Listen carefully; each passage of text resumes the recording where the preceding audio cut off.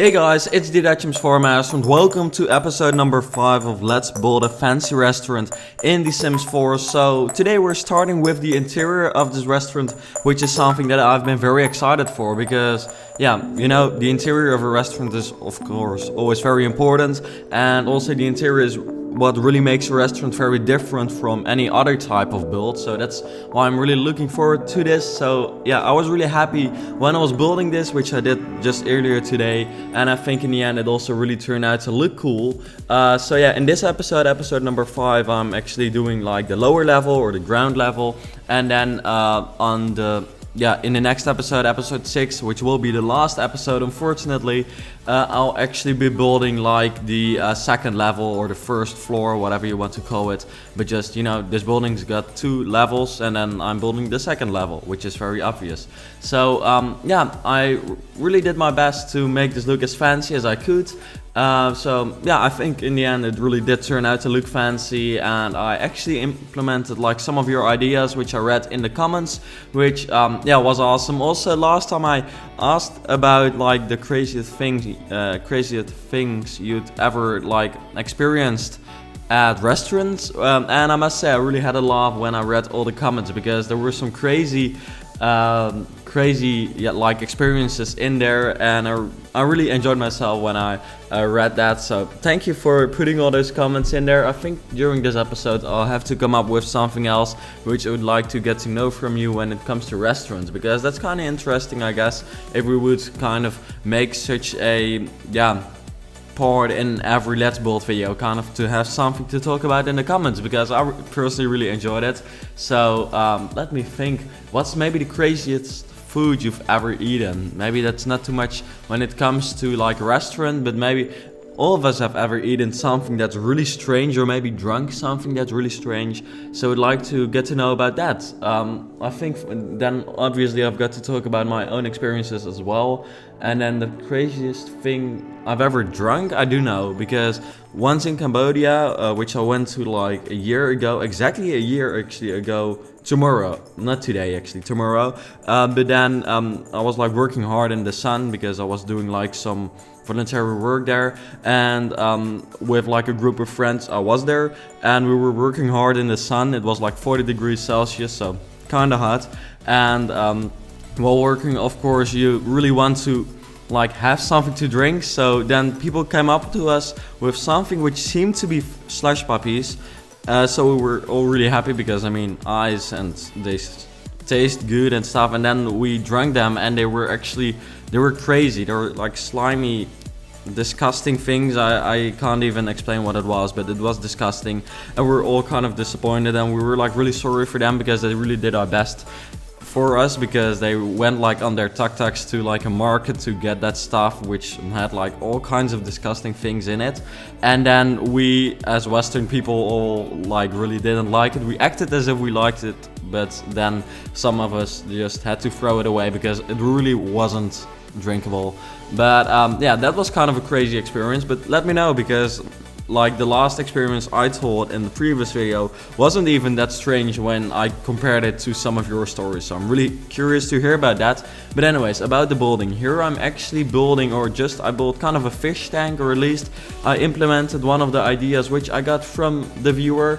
I don't know who it was, but the person who like proposed it definitely still knows that he or she did so. And I put that just a pool in on the second level, which you then see on the first level, and then from the second level you kind of have like a pond kind of thing, or a fountain, and then on the first level you have like a see-through water thing, which I know also comes with this game pack. There comes like some item which seems to be kind of a waterfall, or at least a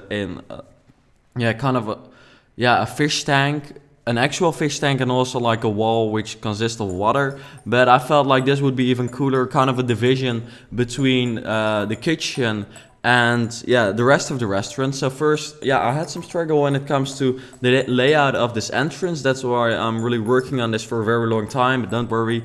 From now on it will go a little bit quicker, I believe. So in the end I made that division kind of between the kitchen and the entrance, or the entrance area, I guess we could say. And still it's kind of open then. I personally really like it when you've got like an open kitchen in a restaurant, especially if you can just see what happens and you can just see like the chefs working. And someone also asked me whether I would be able to do that. That was someone who wanted to become a chef, which is really cool, because you know, those are the people who work in restaurants, who know what's good in a restaurant. So I find it kind of funny to read about that. And yeah, it's just strange to imagine that so many people watch me, that there are also so many professions that everyone's got. So there was also a chef, or someone studying to become a chef, I believe.